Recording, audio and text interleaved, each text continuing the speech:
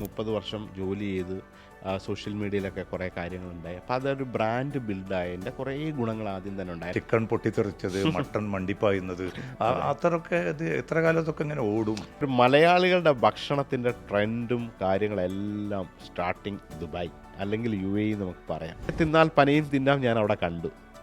7 പൊറോട്ട കഴിക്കുക എന്ന് പറയുന്നതൊക്കെ അത് വലിയ സൈസ് പൊറോട്ട 3 എണ്ണത്തിൽ കൂടെ ഒരു മനുഷ്യൻ സ്വാഭാവികമായിട്ട് കഴിക്കാൻ പറ്റില്ല. ഭക്ഷണത്തിൻ്റെ ഒരു നിർവചനം എന്താണെന്ന് ചോദിച്ചാൽ ഷെഫ് പിള്ള എന്ത് പറയും? ക്ഷമയ്ക്കുള്ള പേഷ്യൻസും പ്രാക്ടീസുമാണ് കൈപ്പുണ്യത്തിന് നമുക്ക് പറയേണ്ടത് തിയറിറ്റിക്കലി. അപ്പോൾ അടപ്രഥമൻ ഉണ്ടാക്കുന്ന അടയെന്ന് വെച്ചാൽ അരി ഇങ്ങനെ അരച്ചിട്ട് വാഴയിലക്കകത്ത് ഇങ്ങനെ തൂവിയിട്ട് ചുരുട്ടി വെള്ളത്തിൽ തിളപ്പിച്ചിട്ട് പിന്നെ അഴിച്ചിട്ട് ഇങ്ങനെ പാളിയാക്കിയിട്ടാണ് ഈ അട ഉണ്ടാക്കുക. പഴയകാല പാസ്തയുടെയൊക്കെ വേറൊരു വേർഷനാണ്. അന്നം കൊടുക്കുക എന്നൊക്കെ ചെറുപ്പം മുതൽ തന്നെ വലിയൊരു പുണ്യമുള്ള പ്രവൃത്തിയായിട്ടാണ് കാണുന്നത്. അപ്പോൾ വളരെ സേക്രഡായിട്ടുള്ള പവിത്രമായിട്ടുള്ള ഒരു സംഭവമാണ് ഈ ഭക്ഷണം കൊടുക്കുക എന്നത്. അതന്നെയല്ലേ എപ്പോഴും ഞാൻ പറയാം, അതൊരു നേരത്തെ പറഞ്ഞ പോലെ അതൊരു പവിത്രം. ആ വാക്ക് അങ്ങ് ഉപയോഗിച്ച അങ്ങയുടെ ആ വാക്ക് ഞാൻ കടമെടുക്കുകയാണ്. അതൊരു ഡിവൈനായിട്ടുള്ളൊരു കാര്യമാണ്.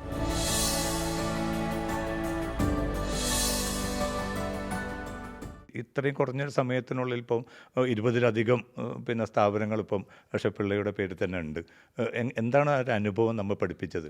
അനുഭവം ഞാൻ പറഞ്ഞല്ലോ, ഈ 30 വർഷം ജോലി ചെയ്ത് സോഷ്യൽ മീഡിയയിലൊക്കെ കുറേ കാര്യങ്ങളുണ്ടായി. അപ്പോൾ അതൊരു ബ്രാൻഡ് ബിൽഡായതിൻ്റെ കുറേ ഗുണങ്ങൾ ആദ്യം തന്നെ ഉണ്ടായി. അല്ലെങ്കിൽ ഒരിക്കലും ഒരാൾക്ക് ഈ ചുരുങ്ങിയ സമയത്ത് ഇത് ചെയ്യാൻ പറ്റില്ല.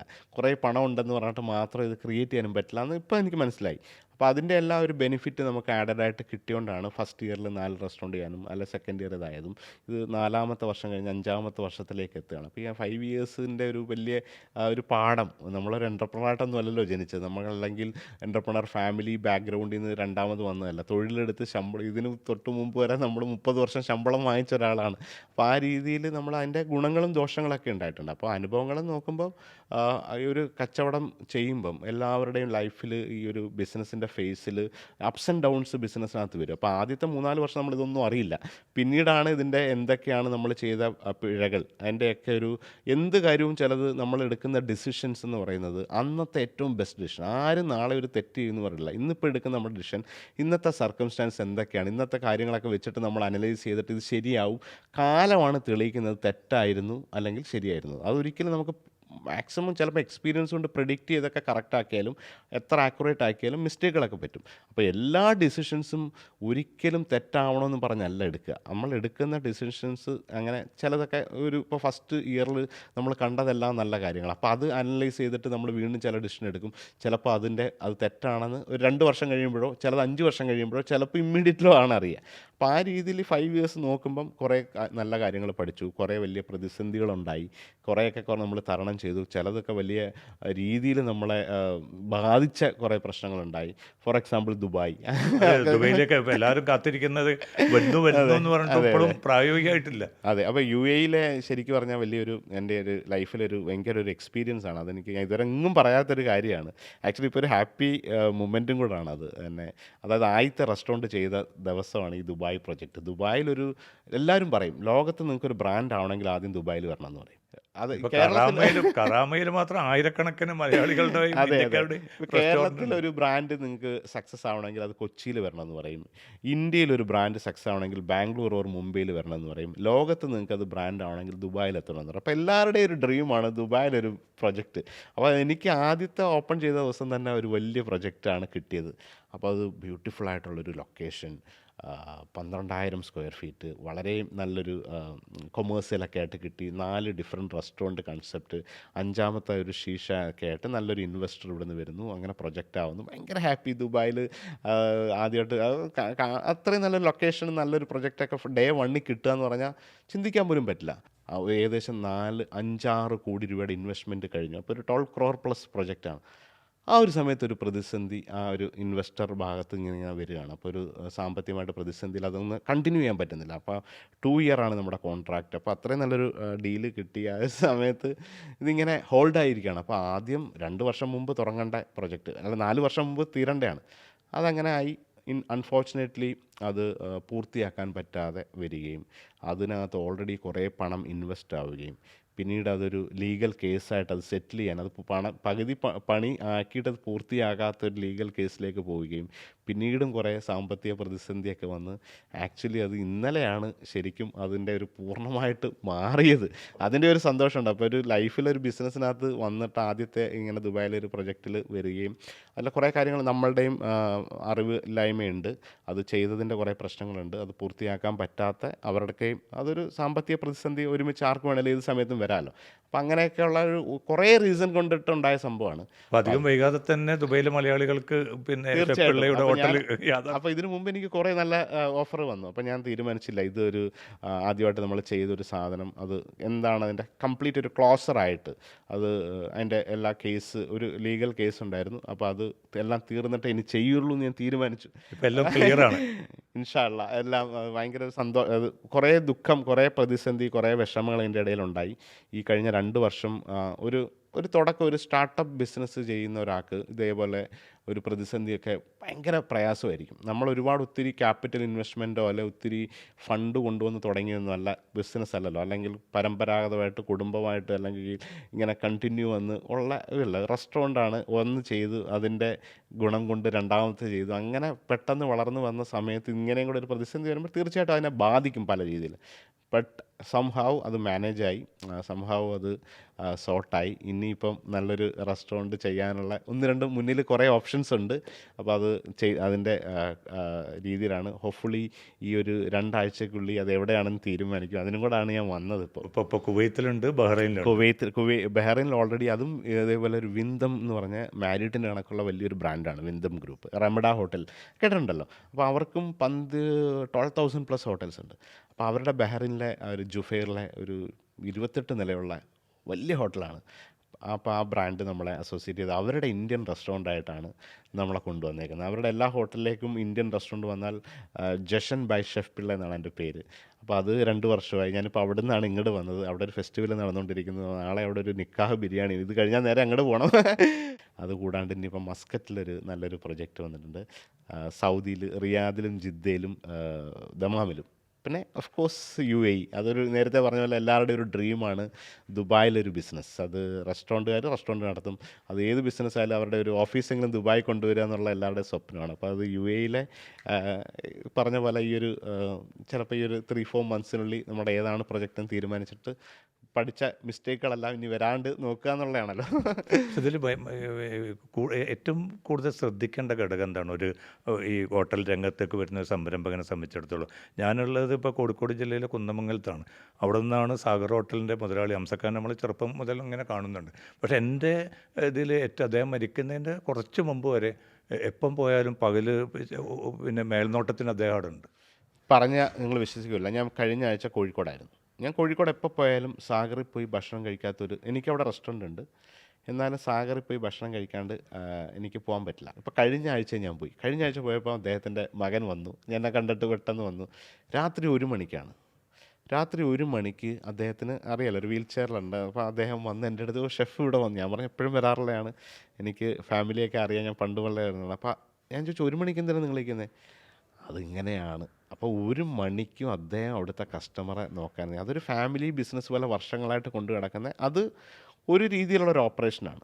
ഇപ്പോൾ ഞാൻ ഓപ്പറേറ്റ് ചെയ്യുന്നത്, എനിക്കിപ്പോൾ എല്ലായിടത്തും ഇപ്പോൾ അങ്ങനെയൊക്കെ ഉണ്ടെങ്കിൽ ഞാൻ ഒരു റെസ്റ്റോറൻറ്റ് ചെയ്യണം, അവിടെ തന്നെ ഞാൻ നിൽക്കും. ഇപ്പോൾ കൊച്ചിയിൽ ഷെഫ് പിള്ള എന്ന് പറഞ്ഞ ഒരേ ഒരു റെസ്റ്റോറൻറ്റ് ചെയ്തിട്ട് ഞാൻ അവിടെ തന്നെ നിന്ന് ഈ വരുന്നവരെല്ലാം കണ്ട് നോക്കിയാൽ ഒരെണ്ണം വളരെ നല്ല ഭംഗിയായിട്ട് നടത്താം, ഒരു പ്രശ്നമില്ല. അപ്പോൾ അത് ഒരു ഓപ്ഷൻ.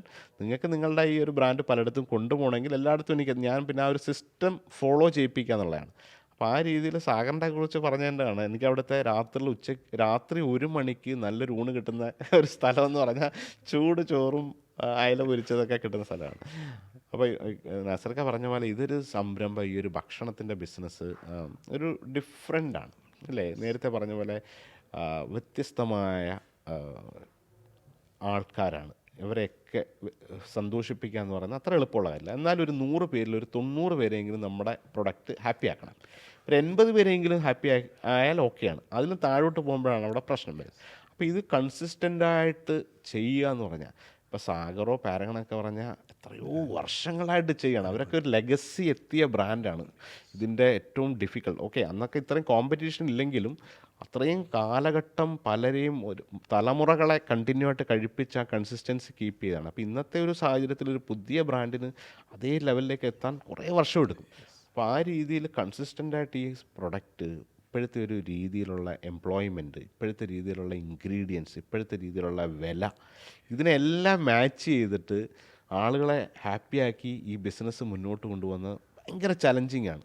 പ്രത്യേകിച്ച് പുതിയ ആൾക്കാരൊക്കെ ആദ്യമായിട്ട് വരുന്ന ചേട്ടൻ ചോദിച്ചുകൊണ്ടാണ് പുതിയ ആൾക്കാരൊക്കെ വരുന്നവർ ഇത് 365 ഡേയ്സും നമ്മളുടെ ഒരു നടത്തിപ്പുകാരൻ്റെ ചിന്തയും ശ്രമവും എല്ലാം അതിനകത്ത് ഉണ്ടാവണം. ഇപ്പം മറ്റൊരു ബിസിനസ് ആണെങ്കിൽ ഒരു പ്രൊഡക്റ്റാണ്, ഡിവലപ്പായി ഡിസൈൻ ചെയ്ത് കറക്റ്റാക്കി പിന്നീട് അതിൻ്റെ സെയിൽസ് നോക്കിയാൽ മതി, അല്ലെങ്കിൽ അതിൻ്റെ എന്തെങ്കിലും കംപ്ലയിൻസ് നോക്കിയാൽ. ഇതങ്ങനല്ല, ഇത് ഓരോ ദിവസവും ഓരോ ഡേ ഒരു ന്യൂ ബിസിനസ്സാണ്. പുതിയ ആൾക്കാരാണ്, സെയിം ക്രൈസിസ്, സെയിം ആൾക്കാർ അവിടെ വാങ്ങിക്കുന്ന ഇൻഗ്രീഡിയൻ. ഇന്നിപ്പം കിട്ടിയ മത്സ്യം, ഇന്നിപ്പോൾ അവിടെ ട്രോളിംഗ് ആണ്, ഇന്നിപ്പോൾ നെയ്മീൻ, അവിടുത്തെ ഏറ്റവും ഇപ്പോൾ ഒരു റെസ്റ്റോറൻറ്റിൽ ഏറ്റവും നല്ലത് നെയ്മീൻ പൊരിച്ചതാണെങ്കിൽ ഈ നെയ്മീൻ അതേ രീതിക്ക് എടുക്കാതെ നോക്കണം. അത് അന്ന് ചിലപ്പോൾ ഇപ്പോൾ കോഴിക്കോടാണെങ്കിൽ ഇന്ന് ബേപ്പൂര് കിട്ടും, ഇനി ആ ഒരു സമയത്ത് അവിടെ ഇല്ലെങ്കിൽ അവർക്ക് ഇനി ചെറായിന്നോ അല്ലെങ്കിൽ ചാവക്കാട് നിന്ന് കൊണ്ടുവരുത്തണം, അല്ല കാസർഗോഡ് നിന്ന് കൊണ്ടുവരുത്തണം, അതുപോലെ മംഗലാപുരത്ത് നിന്ന് കൊണ്ടുവരുത്തണം. അപ്പോൾ അതിന് വേണ്ടിയിട്ടുള്ളൊരു എഫർട്ട് വേറെയാണ്. അപ്പം അത് ആ കൺസിസ്റ്റൻസിയിൽ നമ്മുടെ അതിഥികളെ ഒരേ രീതിയിലുള്ള ഫുഡ് വന്നാൽ, അവർ കഴിഞ്ഞ തവണ വന്ന കഴിച്ച ഭക്ഷണം അതേ രുചി എക്സ്പെക്റ്റ് ചെയ്യും, അല്ലെ അതിന് മുകളിലാണ് എക്സ്പെക്റ്റ് ചെയ്യുക. അതിന് തൊട്ട് താഴെ അവർക്ക് എക്സ്പെക്റ്റ് ചെയ്യാൻ പറ്റില്ല. അപ്പോൾ അത് നിലനിർത്തുന്നതാണ് ഏറ്റവും വലിയൊരു ചലഞ്ച്. അപ്പോൾ നല്ല രീതിയിൽ ഭക്ഷണം ഉണ്ടാക്കി വിൽക്കുക എന്ന് പറയുന്നത് ഈ ചലഞ്ചുകളെല്ലാം ഏറ്റെടുത്ത് ഇതിനകത്ത് എൻഡിലൊരു ഫൈനലൊരു ലാഭം ഉണ്ടാക്കുക എന്ന് പറയുന്നത് വലിയൊരു പണിയാണ്. അപ്പോൾ അത് പിന്നെ പരിധി വിട്ട രീതിയിലാണ് പ്രൊമോഷനൊക്കെ നടക്കുന്നത് പലയിടത്തും. ഇപ്പോൾ ചിക്കൻ പൊട്ടിത്തെറിച്ചത്, മട്ടൺ മണ്ടിപ്പായുന്നത്, അത്രയൊക്കെ ഇത് എത്ര കാലം ഇതൊക്കെ ഇങ്ങനെ ഓടും? അത് നമുക്കറിയാമല്ലോ. ഇപ്പോൾ ഓരോ ട്രെൻഡ് സമയത്ത് ചിലത് സസ്റ്റൈനബിൾ ആവും, ചിലത് സസ്റ്റൈനബിൾ ആവില്ല.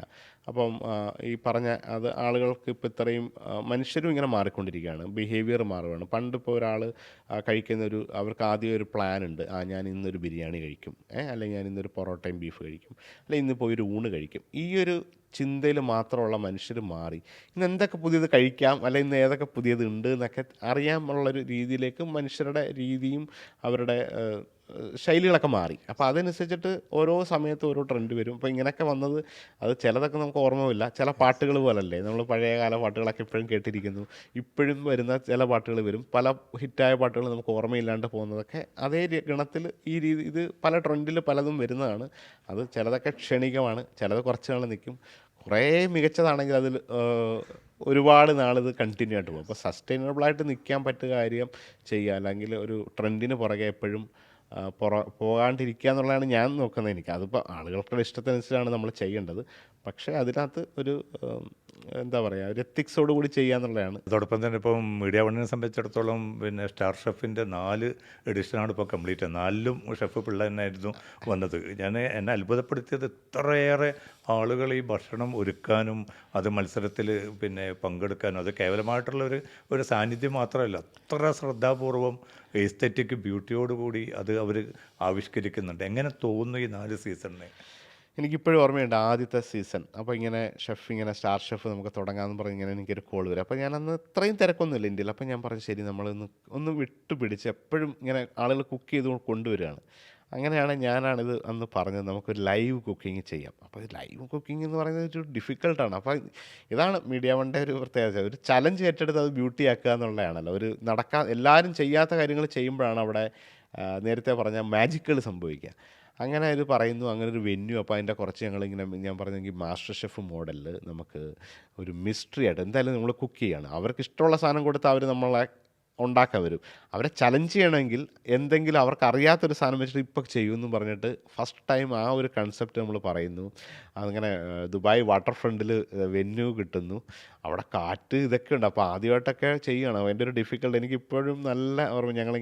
ഞാനും ഫദീജയും കൂടാണ് അത്. അപ്പോൾ ഫദീജയാണ് ബാക്കിയുള്ള ഈ ഐറ്റംസ്, അന്ന് ചിക്കനായിരുന്നു തോന്നുന്നു മിസ്റ്ററി ഇൻഗ്രീഡിയൻ്റ് ആയിട്ട് കൊടുത്തത്. അപ്പോൾ എല്ലാവർക്കും, പക്ഷേ എന്നാലും ആൾക്ക് അറിയില്ല ചിക്കനാണോ ഫിഷാണോ എന്ന് ഓർമ്മയില്ല ഫസ്റ്റ് സീസൺ. അപ്പോൾ അതൊരു റെവല്യൂഷനായിരുന്നു. ആദ്യമായിട്ടാണ് ഒരു ലൈവ് കുക്കിങ്ങിൽ ഒരു മാസ്റ്റർ ഷെഫ് എന്നൊക്കെ പറഞ്ഞൊരു സ്റ്റുഡിയോയിൽ പ്ലാൻ ചെയ്ത് ഷൂട്ട് ചെയ്യണം. ഇതൊരു ഓപ്പൺ എയറിൽ നമ്മുടെ മുമ്പിൽ കുക്ക് ചെയ്യണം. അതൊരു ചലഞ്ചായിട്ട് നമ്മൾ പറയുകയും ഞാൻ ഈ ഐഡിയ പറഞ്ഞു, അതങ്ങനെ ആകുന്നു. ഫസ്റ്റ് സീസൺ ഗംഭീരമായിട്ട് അതൊരു വിപ്ലവമായിട്ട് പോകുന്നു. ആദ്യം അത് കഴിഞ്ഞ് സെക്കൻഡ് സീസൺ വരുന്നു, തേർഡ് സീസൺ കഴിഞ്ഞ തവണ ഗംഭീരം, അതിലും വലിയ രീതിയിലേക്ക് അതിന് മാറി. ഇത്തവണത്തെ ആ പൊറോട്ട പ്രോ മാക്സ് എന്ന് പറഞ്ഞത് അൺബിലീവബിൾ ആയിട്ടുള്ളൊരു കൺസെപ്റ്റായി. ഇപ്പോൾ ആരും അങ്ങനെ ചിന്തിച്ചില്ല. അപ്പോൾ പൊറോട്ട തീറ്റ മത്സരം അത് രസമായിട്ട് ശരിക്കും ഒരു വടംവലി മത്സരം പോലെ ഞാൻ ആസ്വദിച്ചു. നസറൊക്കെ കണ്ടോന്നറിയില്ല, ആ 22 പേര് ഞാൻ അവരുടെ ആ ഭക്ഷണം കഴിക്കുന്ന രീതിയും അത് നന്നായിട്ട് കഴിച്ചവരും നല്ല രീതിയിൽ കോമ്പറ്റ് ചെയ്തിട്ട് സ്ലോ ആയിട്ട് കഴിച്ചവരും വലിച്ചു വാരി കഴിച്ചിട്ട് നാലാമത്തെ ആയപ്പോൾ നിർത്തിയവരുണ്ട്. ചിലർ വളരെ സമാധാനമായിട്ട് കഴിച്ചിട്ട് ആ 20 മിനിറ്റ് കൊണ്ട് 8 പൊറോട്ട കഴിച്ചവരുണ്ട്. വിജയിച്ച് 12.25 ആണെങ്കിലും 11.25 ഹയസ്റ്റ്. 11.25, 11, 10 അങ്ങനെ പോയി. പക്ഷേ കോമൺ ആയിട്ട് ഞാനൊരു 5-6 പേരെ ശ്രദ്ധിച്ചത്, അവരെടുത്ത ആ ഒരു അപ്രോച്ച് സോസിനകത്ത് മുക്കിയിട്ട് ചിലരിത് വിജയിക്കാൻ വേണ്ടി ആദ്യം 4 കഴിച്ചു, പിന്നെ 5-മത്തെ പോകുന്നില്ല. പക്ഷേ ആ പയ്യെ തിന്നാൽ പനയും തിന്നാം ഞാൻ അവിടെ കണ്ടു.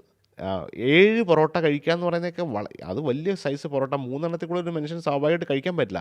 അപ്പോൾ 7 പൊറോട്ട കഴിച്ചവരെ ഒരു 8-9 പേരുണ്ട്. ഞാൻ അവരെയാണ് ഒബ്സർവ് ചെയ്തത്. ആ 8 പൊറോട്ട മറ്റവർ വിജയിക്കാൻ വേണ്ടിയിട്ട് one of kind of mind set ഉള്ളവരാണ് ഈ 11 എന്നൊക്കെ പറഞ്ഞത്.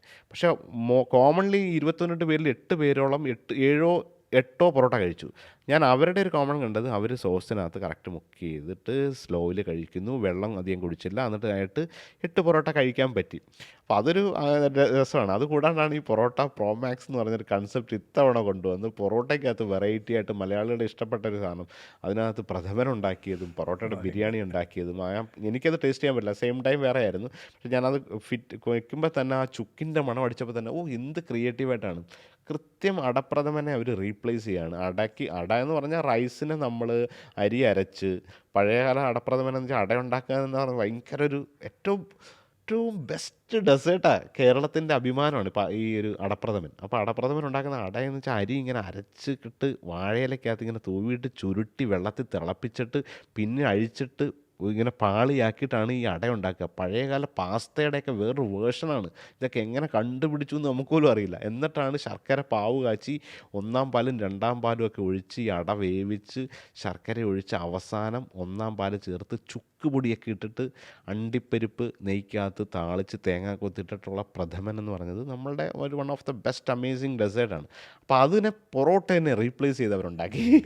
ഞാൻ ടേസ്റ്റ് ചെയ്തില്ല, കഴിച്ചവരൊക്കെ എനിക്ക് ടേസ്റ്റ് ചെയ്യാനായിട്ട് പോകാൻ പറ്റില്ല. അപ്പോഴത്തേക്ക് ഞാൻ മറ്റേതിനും ബിസി ആയിപ്പോയി. അത് കഴിഞ്ഞ് ബിരിയാണി. അപ്പോൾ ഇങ്ങനെയൊക്കെയുള്ള ഇന്നോവേറ്റീവായിട്ടുള്ള, ഞാൻ 2 ഡിഷേ പറഞ്ഞുള്ളൂ, 20 ഡിഷ് വേറെ ഉണ്ട്. അത് കഴിഞ്ഞിട്ട് ഇവരെ ഇന്ന് 10 പേരെ സെലക്ട് ചെയ്യുക എന്ന് പറയുന്നത് നമുക്ക് അസാധ്യമായ കാര്യം. അത് ഹോം ഷെഫ്സാണ്. വീട്ടിൽ നിന്നിട്ട് പഠിച്ചിട്ട് 2 ദിവസം കൊണ്ട് പ്ലാൻ ചെയ്ത് നമ്മുടെ മുമ്പിൽ കൊണ്ടുവന്ന് പ്രസൻറ്റ് ചെയ്യുന്നു. അതിനകത്ത് 22 പേരിൽ നിന്ന് 10 പേരെ ലൈവിലേക്ക് സെലക്ട് ചെയ്യുക. 16 പേരുണ്ടായി അവസാനം ഷോർട്ട് ലിസ്റ്റ് ചെയ്തത്. 6 പേരെ കളയുക എന്ന് പറയുന്നത് എങ്ങനെ കളയാം? അപ്പോൾ ഓരോ നമ്പർ പറയും. അപ്പോൾ ഇത് ഞാൻ പറയും, അപ്പോൾ ഒരു ജഡ്ജ് പറയും ഇയാളെ കളയാൻ പറ്റില്ല, ഇയാളെ ഈ സാധനം കണ്ടില്ല, ഇത്ര രസമാണ്. കുറച്ചുകൂടെ ഒക്കെ ഇച്ചിരി കൂടെ അഗ്രസീവാണെങ്കിൽ അങ്ങോട്ടും ഇങ്ങോട്ടും അടിയടിക്കും ജഡ്ജിമാർ. അങ്ങനെ ഒരു രീതിയിൽ 6 പേരെ ഒഴിവാക്കിയിട്ടാണ് ഈ 10 പേരെ എടുക്കുന്നത്. ആ 10 പേരുണ്ടാക്കിയ സാധനം നിമിഷ നേരം കൊണ്ട് നമ്മൾ അറിയുന്നില്ല എന്താ ചെയ്യണമെന്ന്. ഒരു സ്റ്റേജിൽ വെച്ചിട്ട് അവരെല്ലാവരും കൂടെ വലിയൊരു ഓഡിയൻസ്, ഓപ്പൺ എയർ, സഫാരി മോളിൻ്റെ പാർക്കിൽ ഇത്രയും വലിയൊരു സ്റ്റേജിൽ അത്രയും വലിയ ലൈറ്റും സൗണ്ടും ഒരു മീഡിയ ക്യാമറാമാന്മാരുടെ ഒരു 10-30 പേരുടെ ടീമിൽ ഒരു മനുഷ്യനായാലും നെർവസ് ആവും ഇല്ലേ? നോർമൽ ആ ഒരു അന്തരീക്ഷം. അവരെ ഞങ്ങൾ ജഡ്ജസ് സ്റ്റേജിലേക്ക് ഇൻവൈറ്റ് ചെയ്യാണ്. 10 പേര് ഏപ്രിൻ കൊടുക്കുന്നു. അവരുടെ മുമ്പിൽ ഒരു ബോക്സ് പിടിച്ചിട്ട് ചിക്കൻ ക്രാൻബെറി സേമിയ ഇത് ഉണ്ടാക്കുക 1 അവറിനുള്ളിൽ. അത് കഴിഞ്ഞിട്ട് ഇനി ഒരു സാധനം അരമണിക്കൂറോടെ കഴിഞ്ഞ് അതും ചേർക്കുക. ഈ ഒരു സാധാരണ ഒരു ഷെഫ് പ്രൊഫഷണൽ ട്രെയിൻഡ് ആയാൽ പോലും നെർവസ് ആവും ആ ഒരു സമയത്ത്. മാസ്റ്റർ ഷെഫ് എന്ന് പറയുന്നത് സ്റ്റുഡിയോയിലാണ്. തൊട്ട് മുമ്പിൽ കുറേ ക്രൂ പിന്നെ ക്യാമറ എല്ലാ സൈഡിൽ നിന്ന് ഷൂട്ട് ചെയ്യുന്നു, പിടിക്കുന്നു, ഓരോ മൊമെൻറ്റും വെക്കും. ആളുകളിങ്ങനെ വീട്ടുകാർ ഭർത്താവും മക്കളെയൊക്കെ പിടിച്ചിട്ടാണ് ഇവരൊക്കെ വരുന്നത്. അവരെല്ലാവരോടും ഇങ്ങനെ നിൽക്കുമ്പോൾ അവരുടെ മുമ്പിൽ ക്ലീനായിട്ട് ഒരു വളരെ വൃത്തിയായിട്ട് ഈ സാധനം കട്ട് ചെയ്ത് ലിമിറ്റഡ് ആയിട്ടുള്ളൊരു ഇൻഗ്രീഡിയൻസ്, ലിമിറ്റഡ് കാറ്റുണ്ടാവും, ഇതുണ്ടാവും, തീ കറക്റ്റാണോ, ആദ്യമായിട്ട് കൊണ്ടുവരുന്ന പാൻ, അവരുടെ വീട്ടിലെ കംഫർട്ടില്ലാത്ത അടുക്കളയിൽ 45 മിനിറ്റ്സിൽ ഒരു പരിചയമില്ലാത്ത 5 ഇൻഗ്രീഡിയൻസ് വെച്ച് നിമിഷ നേരം കൊണ്ട് പ്ലാൻ ചെയ്തൊരു ഡിഷ് ഉണ്ടാക്കി നമ്മുടെ മുമ്പിൽ ഇമ്പ്രസ് ചെയ്യണം. അത് 10 പേരും ചെയ്തു. 10 പേരും ചെയ്തു. എന്നെ അത്ഭുതപ്പെടുത്തുന്നത് ഇപ്പോൾ ഈ കുടുംബിനികളാണ് അതിൽ മത്സരത്തിൽ പങ്കെടുത്തവരിൽ വലിയൊരു പങ്കും.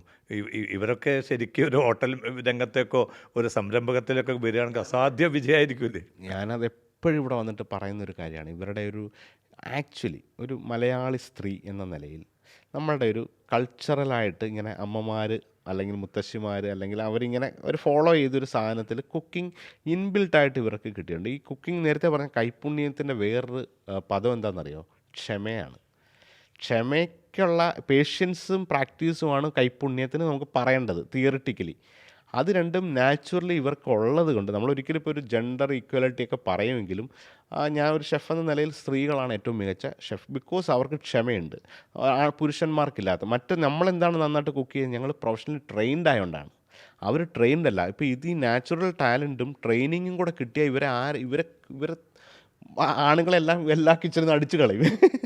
പക്ഷേ ഇവരത് ആ രീതിയിലേക്ക് അതിനെ കൊണ്ടുപോകുന്നില്ല എന്നുള്ളതാണ്. അത് ഞാൻ മനസ്സിലാക്കുകയാണ്. അപ്പോൾ ഈ സ്ത്രീകൾ എന്ന് പറഞ്ഞവർക്ക് നാച്ചുറലി ടെമ്പറിമെൻ്റായിട്ട് ഇൻബിൽഡായിട്ട് കിട്ടിയൊരു ടാലൻ്റാണ് ഈ ക്ഷമയോട് കൂടി ഒരു കാര്യം ചെയ്യാൻ പറ്റുക.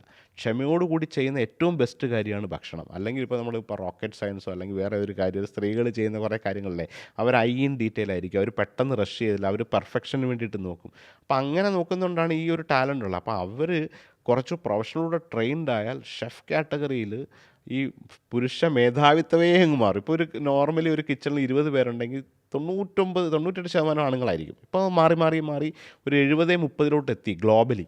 സ്ത്രീകളൊരു 30% കിച്ചൺ വന്നു തുടങ്ങി. ഇനി അത് അടുത്തൊരു 10 വർഷം കൊണ്ട് ഇനി മാറും അത് വീണ്ടും. അപ്പോൾ ഈ പറഞ്ഞ പോലെ ഈ 10 പേരും 22 പേർക്കും സ്വന്തമായിട്ടൊരു കഫേ തുടങ്ങാനോ സ്വന്തമായിട്ടൊരു ഫുഡ് ബിസിനസ് തുടങ്ങാനോ സ്വന്തമായിട്ടൊരു എൻ്റർപ്രണർ ആവാനോ ഓൾറെഡി ടാലൻറ്റഡ് ഉള്ളവരാണ്. അപ്പോൾ അവരത് വിനിയോഗിച്ച് അവരുടെ ഒരു സാഹചര്യം മാറിയ ചിലപ്പോൾ കുട്ടികളൊക്കെ ആയിട്ട് അല്ലെ ഭർത്താവിന് ജോലി അല്ലെ അവർക്ക് ജോലിയൊക്കെ ഉണ്ട്, അത് കഴിഞ്ഞ് ഒരു സർട്ടൻ ടൈം എത്തിയാൽ എനിക്ക് തോന്നുന്നു ഇവരൊക്കെ ഒരു എൻ്റർപ്രണറായിട്ട് മാറണം. ഒരുപാട് സങ്കേതങ്ങളും വന്നില്ലേ ഈ മേഖലയിൽ. ഇപ്പോൾ ഒരുപാട് പണ്ട് നമ്മൾ ട്രീറ്റ് എന്ന് പറഞ്ഞൊരു പിന്നെ ഒരു ഫുഡ് റിലേറ്റഡ് പ്രോഗ്രാം ഉണ്ടായിരുന്നു. അതെ, അപ്പോൾ ഒരു രാത്രി 1 മണിക്ക് നമുക്കൊരു കോൾ വരികയാണ്, അതിൽ ഷെഫ് ഉപയോഗിച്ചൊരു വലിയ നീളമുള്ള കത്തിയുണ്ട്, ഇത് എവിടെ കിട്ടുക? അപ്പോൾ അത്രയും മാറ്റങ്ങൾ ഈ മാറ്റങ്ങൾ മാറി. അതെല്ലാം എൻ്റെ ഏറ്റവും വലിയ രസം ഒരു ഗ്ലോബൽ മലയാളികളുടെ ഫുഡ് ട്രെൻഡ് സ്റ്റാർട്ട് ചെയ്യുന്ന UAE-യിലാണ്. അതെനിക്ക് തീർച്ചയായിട്ടും പറയാൻ പറ്റും. ഇപ്പോൾ നമ്മൾ പറയില്ലേ ആ ഫാഷൻ, ഏറ്റവും ബെസ്റ്റ് ഫാഷൻ പാരീസിലാണ് വരിക ആദ്യം, അതെന്ന് ലണ്ടന് വരും, പിന്നീടാണ് വരിക. പക്ഷേ ഒരു മലയാളികളുടെ ഭക്ഷണത്തിൻ്റെ ട്രെൻഡും കാര്യങ്ങളെല്ലാം സ്റ്റാർട്ടിങ് ദുബായ് അല്ലെങ്കിൽ UAE നമുക്ക് പറയാം. ഇവിടെ കിട്ടാത്ത ഇൻഗ്രീഡിയൻസ് ഇല്ല, ഇവിടെ കിട്ടാത്ത ഉപകരണങ്ങളില്ല. ഇവിടുത്തെ മലയാളികളുടെ വീട്ടിലെ അടുക്കളകളിൽ എല്ലാം ഈ പേസ്ട്രി, ബേക്കറി, കേക്കിംഗ് ഒക്കെ ഇത്രയും ട്രെൻഡാക്കിയത് UAE-യിലുള്ള സ്ത്രീകളാണ്. ഇത്രയും കേക്ക് ഉണ്ടാക്കിയത്. അല്ലെങ്കിൽ നമുക്ക് മലയാളികൾക്ക് ബേക്കറി എന്ന് പറഞ്ഞാൽ അറിയില്ല. ഇപ്പോൾ ഷെഫ് പിള്ള എവിടെ പോകുമ്പോൾ ആളുകളെ ഇട്ട് ഇപ്പോൾ ഒരുപാട് പേര് തിരിച്ചറിയുന്നു, പിന്നെ അവർക്ക് ഫോട്ടോ എടുക്കാൻ താല്പര്യം എടുക്കുന്നു. അതോടൊപ്പം തന്നെ സോഷ്യൽ മീഡിയയിലൂടെ പരമാവധി താഴേക്കിടയിലുള്ള മലയാളികളെ പോലും ഒക്കെ അവസരം കിട്ടി അവരെ പരിചയപ്പെടുത്തുന്നു. അപ്പോൾ സോഷ്യൽ മീഡിയ ഒരു വലിയ ഈ ഒരു യാത്രയിൽ വലിയൊരു മുതൽക്കൂട്ടായിട്ടുണ്ട്. തീർച്ചയായിട്ടും സോഷ്യൽ മീഡിയ ഭയങ്കര ഞാൻ ആദ്യം പറഞ്ഞ പോലെ തുടക്കകാലം മുതൽ നമ്മൾ ചെയ്തതാണ്. അപ്പോൾ അതിൻ്റെ ഒരു ഗുണമാണ് ഞാൻ പറഞ്ഞത്. 10-30 വർഷം ജോലി ചെയ്ത് സോഷ്യൽ മീഡിയയിൽ ആ ഒരു പേഴ്സണൽ ബ്രാൻഡ് തന്നെ ഉണ്ടാവുകയും അതൊരു ബിസിനസ്സിലേക്ക് എത്തിയപ്പോൾ അത് ഭയങ്കരമായിട്ട് കൺവേർട്ടായി. അപ്പോൾ ഞാൻ എല്ലായിടത്തും വന്ന് ഇപ്പോൾ എല്ലാവർക്കും പേഴ്സണൽ ബ്രാൻഡിങ്ങിനെ കുറിച്ച് ഇപ്പോൾ എല്ലാവരും പറയും. പണ്ട് ഇത് പറയുമ്പോൾ ഇത് പ്രാഞ്ചിയേട്ടനാണ്, നിങ്ങളിത് ചെയ്യില്ല, അയാൾ ഇങ്ങനെ പൊങ്ങാൻ വേണ്ടിയിട്ട് നടക്കുകയാണ്. പക്ഷേ ആക്ച്വലി അത് നാച്ചുറൽ ഇന്നത്തെ കാലഘട്ടത്തിൻ്റെ ആവശ്യമാണ്. നിങ്ങളുടെ പ്രസൻറ്റ് ചെയ്യുന്നതും നിങ്ങൾ നാളെ അതൊരു എൻ്റർപ്രണർ ആവാൻ വേണ്ടിയിട്ടല്ല, നിങ്ങളുടെ ജോലിയിൽ പോലും നിങ്ങൾക്ക് നേട്ടങ്ങളുണ്ടാവും. അപ്പോൾ അത് സോഷ്യൽ മീഡിയ എന്ന് പറഞ്ഞൊരു ഒരു ഒരു ഒരു മാധ്യമം നമ്മുടെ കയ്യിലുള്ളപ്പം അതിനെ എങ്ങനെ നല്ല വൈസായിട്ട് ഉപയോഗിക്കാൻ പറ്റുക എന്നുള്ളത്. അതിനെ മോശമായിട്ട് ഉപയോഗിക്കുന്ന ആൾക്കാരുണ്ട്, അതിൻ്റെ നെഗറ്റീവ് മാത്രം എടുക്കുന്ന ആൾക്കാരുണ്ട്, അതിനെ നല്ല രീതിയിൽ ചെയ്യുന്നവരുണ്ട്. അപ്പോൾ അത് തീർച്ചയായിട്ടും സോഷ്യൽ മീഡിയയുടെ ഒരു ഉദാഹരണമാണ്. എൻ്റെ കുറേ ലൈഫ് നോക്കിയാൽ നമുക്ക് കുറച്ച് അന്നം കൊടുക്കുക എന്നൊക്കെ ചെറുപ്പം മുതൽ തന്നെ ഒരു വലിയൊരു പുണ്യമുള്ള പ്രവൃത്തിയായിട്ടാണ് കാണുന്നത്. അപ്പോൾ വളരെ സേക്രഡ് ആയിട്ടുള്ള പവിത്രമായിട്ടുള്ള ഒരു സംഭവമാണ് ഈ ഭക്ഷണം കൊടുക്കുക എന്നുള്ളത്. അതുതന്നെയല്ലേ എപ്പോഴും ഞാൻ പറയാം, അതൊരു നേരത്തെ പറഞ്ഞ പോലെ അതൊരു പവിത്രം. ആ വാക്ക് അങ്ങ് ഉപയോഗിച്ച അങ്ങയുടെ ആ വാക്ക് ഞാൻ കടമെടുക്കുകയാണ്. അതൊരു ഡിവൈനായിട്ടുള്ളൊരു കാര്യമാണ് ഭക്ഷണം എന്ന് പറഞ്ഞത്. നമ്മളെപ്പോഴും ഏറ്റവും മോസ്റ്റ് റെസ്പെക്റ്റ് ചെയ്യേണ്ട ഒരു കാര്യമാണ്. ഓരോ ആഹാരം നമ്മളൊക്കെ പഴയ കാലത്തൊക്കെ ഓരോ ആൾക്കാരും എല്ലാ റിലീജിയസിലും ഉണ്ട്. അന്നത്തിനെ ബഹുമാനിക്കുക, ഇതൊക്കെ ഇപ്പോൾ പറയുമ്പോൾ ചിലരൊക്കെ കളിയാക്കും. എന്തിനാണ് ഞാൻ പണിയെടുത്ത പൈസയ്ക്ക് ഞാൻ വാങ്ങിയ ഭക്ഷണം, ഞാൻ എന്തിന് പ്രാർത്ഥിക്കണം, ഐ ഡിസേർവ്, ഞാൻ ഹാർഡ് വർക്ക് ചെയ്ത് ഏൺ ചെയ്ത മണിക്ക് എനിക്ക് അതൊക്കെ പറയാം. ആളുകളൊക്കെ അങ്ങനെയൊക്കെ പറയും, ചിലരൊക്കെ പറയും. ചിലർ എല്ലാ റിലീജിയസിലും ഞാൻ കണ്ടിട്ടുണ്ട് കഴിക്കുന്നതിന് മുമ്പ് പ്രാർത്ഥിക്കുന്നതിനും ഒരു നന്ദി പറയുന്നതും. നമുക്കിതെന്നും ഇത് കിട്ടട്ടെ. കാരണം നേരത്തെ പറഞ്ഞ പോലെ കാറും മൊബൈലും വലിയ ബ്രാൻഡഡൊക്കെ ഉണ്ടെങ്കിൽ ഈ സാധനം രാവിലെ കഴിച്ച ഭക്ഷണം ഒന്ന് ദഹിച്ച് കഴിഞ്ഞാൽ വയറിൻ്റെ ഉള്ളിലുള്ള ഒരു ആന്തലുണ്ടല്ലോ, അതിന് അടുത്തത് വേണം. അതാരെങ്കിലും ഉണ്ടാക്കിക്കൊണ്ട് വരണം. അതിനാരെങ്കിലും ഒരു കർഷകൻ എത്രയോ വർഷം ഇന്ന് കഴിക്കുന്ന ചോറ് 3 വർഷം മുമ്പ് ഒരു വിത്തായിട്ട് സൂക്ഷിച്ച ഒരാൾ വെച്ചിട്ടുണ്ട്. അതിനെ കൃത്യസമയത്ത് അത് ഞാറ്റുവേലയും മറ്റുള്ള സമയമൊക്കെ നോക്കി മഴയും വെയിലും ഒക്കെ മാറ്റി ഒരു കർഷകൻ മുളപ്പിച്ച് വിത്താക്കി ഈ സാധനം നമുക്ക് വേണ്ടിയിട്ട് കൊണ്ടുവരുന്നത് ഒരു പ്രോസസ്സാണ്. ചില ആൾക്കാരൊക്കെ ഇപ്പോഴും കഴിക്കുന്നതിന് മുമ്പ് ഒരു പ്രാർത്ഥന ചെയ്യുന്നുണ്ട്. അതൊക്കെ നിങ്ങളുടെ മനസ്സിൽ, അതും എല്ലാവരും ഇങ്ങനെ വിശന്നിരിക്കുന്നവരുടെ അടുത്തൊന്നും പറയാൻ പറ്റില്ല. എന്നാൽ പോലും ഉള്ളിൻ്റെ ഉള്ളിൽ നമ്മൾക്ക് ഒരു ഗ്രാറ്റിറ്റ്യൂഡ്, നമുക്ക് ഈ കിട്ടുന്ന ഒരു അന്നം എന്നും കിട്ടാൻ വേണ്ടിയിട്ട്, നല്ല അന്നം, നല്ല ഭക്ഷണം കിട്ടിയാൽ നല്ല ജീവിതമാണല്ലോ. ഭക്ഷണത്തിൻ്റെ ഒരു നിർവചനം എന്താണെന്ന് ചോദിച്ചാൽ ഷെഫ് പിള്ള എന്ത് പറയും? അതോടൊപ്പം തന്നെ ഈ ഭക്ഷണം ഇപ്പോൾ ഒരുപാട് പല ആളുകൾക്കും ഇത് സെർവ് ചെയ്ത് കൊടുത്തു. ഇപ്പോൾ ഇന്നലെ തന്നെ നമ്മളുടെ ഈ പ്രോഗ്രാമിൻ്റെ ഭാഗമായിട്ട് വെറും 5-10 മിനിറ്റ് കൊണ്ട് ഒരു ചെമ്മീൻ്റെ ഒരു വിഭവം ഉണ്ടാക്കിയിരുന്നു. പക്ഷേ ആ ടേസ്റ്റ് വല്ലാതെ അടയാളപ്പെടുത്താനും കഴിഞ്ഞു വന്നു. അപ്പോൾ ഈ 2 ചോദ്യങ്ങൾക്കുള്ള ഉത്തരം കൂടി. എനിക്ക് ഭയങ്കര ഇഷ്ടമാണ് നേരത്തെ പറഞ്ഞ ഭക്ഷണം ഉണ്ടാക്കി കൊടുക്കുക. നല്ല ഭക്ഷണത്തിൻ്റെ ഡെഫിനിഷൻ എന്ന് പറഞ്ഞാൽ ഹാപ്പിനെസ് എന്നാണ്. എനിക്ക് വേറെ ഒന്നുമില്ല, സന്തോഷം തരിക എന്ന ഒരു ഏറ്റവും വലിയൊരു കാര്യം നല്ല ഫുഡിൻ്റെ ഒരു ഡെഫിനേഷനാണ്. പറഞ്ഞ പോലെ ഒരുപാട് ഇന്നലത്തെ ഒരു 30 കൊഞ്ച് കൊണ്ടില്ലേ 5 അപ്പം കൊണ്ട് പലരും കൊടുത്ത പോലെ 30 കൊഞ്ച് കൊണ്ട് കുറേ ആൾക്കാരെ മുറിച്ച് കൊടുത്ത്. അപ്പോൾ ഒത്തിരി ആൾക്കാർക്ക് ഭക്ഷണം ഈ 30 വർഷത്തെ 3 പതിറ്റാണ്ട് കാലം കൊണ്ട് ഒത്തിരി ആൾക്കാരെ നേരിട്ട് ഉണ്ടാക്കി കൊടുക്കാൻ പറ്റിയ ഒരു, അതിൽ ഞാൻ ഒരിപ്പോഴും പ്രൗഡാണ്. അതൊക്കെ സ്വകാര്യ അഹങ്കാരമായിട്ട് നമ്മൾ കാണുന്ന കുറേ കാര്യങ്ങൾ, ഇത്രയും മനുഷ്യർക്ക് ഭക്ഷണം ഞാൻ ഉണ്ടാക്കി കൊടുത്തു, ഇപ്പോൾ ഇത്രയും പേർക്ക് റെസ്റ്റോറൻറ്റ് കൂടെ ഫീഡ് ചെയ്യാൻ പറ്റുന്നു എന്നുള്ളത്. ഇപ്പം ഞാനിവിടെ ഇരിക്കുമ്പോഴും പല സ്ഥലങ്ങളിലും ആളുകൾ ഇങ്ങനെ കഴിച്ചിട്ടുണ്ടാവുമല്ലോ. അപ്പോൾ അത് കേൾക്കുമ്പം ഭയങ്കര സന്തോഷമാണ്. അപ്പോൾ അതാണ് എൻ്റെ ഏറ്റവും വലിയൊരു ഹാപ്പിനെസ്. അതിനകത്ത് ഒത്തിരി വിശിഷ്ട വ്യക്തികളുണ്ട്, എനിക്ക് ഏറ്റവും ഇഷ്ടപ്പെട്ട കുറേ ആൾക്കാരുണ്ട്. അതുകൂടാണ്ട് വേറെ ഇഷ്ടപ്പെട്ട ഇപ്പോൾ ഒരു സന്തോഷം, ഇപ്പോൾ ഈ 2 ദിവസം എനിക്കറിയില്ല നടക്കാൻ പറ്റുമെന്ന്, AR റഹ്മാൻ സാർ എൻ്റെ ഏറ്റവും വലിയ ഫാനാണ്. അപ്പോൾ അദ്ദേഹത്തിന് ഒരു ഭക്ഷണം ഉണ്ടാക്കി കൊടുക്കാനുള്ളൊരു അവസരം ബോംബെയിൽ വീട്ടിലോട്ട് വരാൻ പറഞ്ഞിട്ടുണ്ട് ഇത് കഴിഞ്ഞാൽ നോമ്പിന്. അപ്പോൾ അത് ഇൻഷാ അള്ളാ അത് പെട്ടെന്ന് തന്നെ നടക്കട്ടെ. അതുപോലെ രജനീകാന്ത് സാറിന് ഭക്ഷണം വേണമെന്ന് പറഞ്ഞു, അങ്ങനെ അവിടെയും പോയി കൊടുക്കണമെന്ന് പറയും. ഇപ്പോൾ ഇത് രണ്ടും ഇനി സംഭവിക്കാൻ, ഇത് രണ്ടുപേരെ ഞാൻ ഇതുവരെ കൊടുത്തിട്ടില്ല. എനിക്കിത് ആഗ്രഹമായിട്ടായിരുന്നു. ഇത് പെട്ടെന്ന് ഈ കഴിഞ്ഞ ആഴ്ചയാണ് ഇങ്ങനെ ഈ 2 അവസരം വന്നേക്കുന്നത്. നടന്നിട്ടില്ല, അത് പെട്ടെന്ന് ചിലപ്പോൾ നടക്കുമായിരിക്കും. പക്ഷേ ഒരുപാട് ഇഷ്ടപ്പെട്ട വ്യക്തികളുണ്ട്. പ്രത്യേകിച്ച് നമുക്ക് മലയാളിയായിട്ട് മോഹൻലാൽ എന്ന് പറയുന്ന എല്ലാവർക്കും ഇഷ്ടമുള്ളൊരു ആളാണ് മലയാളികളുടെയൊക്കെ. അപ്പോൾ അദ്ദേഹത്തിനൊക്കെ ആഹാരം ഉണ്ടാക്കി കൊടുക്കുക, അദ്ദേഹത്തിന് ഇഷ്ടപ്പെട്ട സാധനങ്ങൾ. ഇപ്പോൾ നമ്മൾ കുറച്ചൊരു ബന്ധമായി കഴിഞ്ഞാൽ ഒരു 1 ഓഫ് ടൈം ഉണ്ടാക്കിയാൽ നമുക്കറിയില്ല അവർക്ക് എന്തൊക്കെയാണ് വേണ്ടത്. കുറേ ഇടപഴകി കഴിയുമ്പോൾ അങ്ങേരുടെ ഇഷ്ടം ഇതൊക്കെയാണ്, അപ്പോൾ അതനുസരിച്ചിട്ട് കൊടുത്താൽ കൂടുതൽ ഇഷ്ടമാവുമല്ലോ. നമുക്കിഷ്ടമുള്ള ആൾക്കാരുണ്ടാവും, അപ്പോൾ അവരെയൊക്കെ ആയിട്ട് എടുക്കാം, പോയി സംസാരിക്കുകയോ ഫോട്ടോ എടുക്കുന്നതിലുപരി ആഹാരം കൊടുക്കുമ്പോൾ ഒരു ആദ്യം നാസർക്ക് ഒരു പറഞ്ഞുണ്ട്, ഹൃദയത്തിലേക്ക് എത്താൻ പറ്റുന്നൊരു വഴി ഭക്ഷണമാണ്. അപ്പോൾ ഇവരുടെയൊക്കെ ഹൃദയത്തിലേക്ക് എന്തെങ്കിലും നല്ലൊരു മെമ്മറീസ് ഉണ്ടാക്കി കൊടുക്കുക എന്നുള്ളതാണ് ജീവിതത്തിൽ നമുക്ക് ചെയ്യാൻ പറ്റുക ഒരാൾ. അത് ഒരു സാധാരണ ഒരു സ്ട്രേഞ്ചർക്ക് പോലും ഒരു പുഞ്ചിരിയിലൂടെ നമ്മൾ ഒരു മൊമെൻറ്റ് കൊടുത്താൽ, ആ ഒരു മൊമെൻറ്റിൽ അയാളെ ഹാപ്പിയാക്കുക. ഒരു വളരെ ടെൻഷനായിട്ട് നടന്നു പോയ ഒരാളെ നോക്കിയിട്ട് നമ്മളൊന്ന് ചിരിച്ചാൽ, അയാളൊന്ന് തിരിച്ച് ചിരിച്ചില്ലല്ലോ, ഓ ഇയാളെന്നെ നോക്കി ചിരിച്ചല്ലോ എന്ന് അയാളുടെ ഉപബോധ മനസ്സിൽ പറയും. അത് തന്നെ ഒരു ഹാപ്പിനെസ് ആണ് നമ്മൾ ക്രിയേറ്റ് ചെയ്യുന്നത്. എന്നെ സംബന്ധിച്ചിടത്തോളം പിന്നെ ഈ സീറ്റിൽ ഇപ്പോൾ ഒരുപാട് പേര് വന്നിട്ടുണ്ട്, നമ്മൾ കുറേ സംസാരിച്ചിട്ടുണ്ട്. പക്ഷേ നല്ലൊരു ഭക്ഷണം എല്ലാ ചേരുവകളോടും ചേർത്ത് കഴിച്ചതിൻ്റെ സംതൃപ്തിയാണുള്ളത്. ഷെഫുള്ള ഈ യാത്ര വളരെ ശക്തമായി തന്നെ തുടരുക. കാരണം ഈ ഒരു ആഹാരം എന്നത് ഒരു ചെറിയ സംഭവമല്ല, അതൊരു പിന്നെ നമ്മളുടെ ലൈഫിൻ്റെ ഒരു വലിയൊരു മാർഗം തന്നെയാണ് എന്നുകൂടിയാണ് ഇപ്പോൾ പറഞ്ഞു വെച്ചിരിക്കുന്നത്. ഈ യാത്ര ശക്തമായി തന്നെ ഇതിലും കൂടുതൽ ഗംഭീരമായിട്ട് മുന്നോട്ട് പോകട്ടെ, എല്ലാവിധ പിന്നെ ആശംസകളും അറിയിക്കുകയാണ്. Thank you so much. എനിക്കും ഏറ്റവും വലിയൊരു സന്തോഷം. എൻ്റെ ഈ ഒരു ജേണിയുടെ ഒരു വലിയൊരു ഭാഗമാണ് മീഡിയ വൺ. അതിൻ്റെ ഒരു സപ്പോർട്ട് എനിക്ക് പറഞ്ഞറിയിക്കാൻ പറ്റില്ല. തുടക്കകാലം മുതൽ നമ്മളുടെ പല കാര്യങ്ങളിലും, അത് കേരളത്തിലായാലും അല്ലെങ്കിൽ പ്രത്യേകിച്ച് മിഡിൽ ഈസ്റ്റിൽ ഞാൻ ഇത്രയും രാജ്യത്തൊക്കെ പോയത് ആദ്യം മീഡിയ വൺ വഴിയാണ്. ഒമാനിലായാലും ഞാൻ അല്ലാതെയും പോയിട്ടുണ്ടെങ്കിലും ഒരുപാട് ഇങ്ങനെ ഇത്രയും മിഡിൽ ഈസ്റ്റിൽ വന്നിട്ട് നമ്മളെ പ്രവാസികളായ മലയാളികളെ കാണുമ്പോഴാണല്ലോ നമുക്ക് ഏറ്റവും സന്തോഷം വരിക. നമ്മുടെ കാര്യങ്ങൾ കൂടുതൽ അറിയുന്ന അവർക്കാണ്. അപ്പോൾ അതിനെല്ലാം അവസരം ഒരുക്കി ഇതുപോലുള്ള മത്സരങ്ങളൊക്കെ നടത്തിയും, അപ്പോൾ അതിൻ്റെ ഒരു എല്ലാ പ്രോഗ്രാമിനും എല്ലാ തിരക്കൊഴിവാക്കിയും നമ്മൾ വരുന്നത് മീഡിയ വൺ വേണ്ടിയിട്ടാണ്. അതുകൂടാണ്ട് നാസർക്കേനെ വർഷങ്ങളായിട്ട് അറിയാം. നിങ്ങളുടെ ഈ ഒരു ചേർത്ത് നിർപ്പും ഓരോ കാര്യങ്ങൾ കൊണ്ടുവരുമ്പോഴും താങ്ക് യു സോ മച്ച്. അങ്ങയുടെ കൂടി ഇരുന്ന് ഇങ്ങനെ സംസാരിക്കാൻ പറ്റിയതിൽ സന്തോഷം. അപ്പം മീഡിയ വണ്ടെ ഇത് കേട്ടിരിക്കുന്ന എല്ലാവർക്കും വലിയൊരു നന്ദി. ഞങ്ങളെ ഇങ്ങനെ സ്വീകരിക്കുന്നില്ല ഓരോ സമയത്തും. അപ്പം തീർച്ചയായിട്ടും ഇത് തുടരാൻ തിരിച്ചും പറയുകയാണ്. അപ്പോൾ വീണ്ടും കാണാം. Thank you so much media one നാസർക്ക.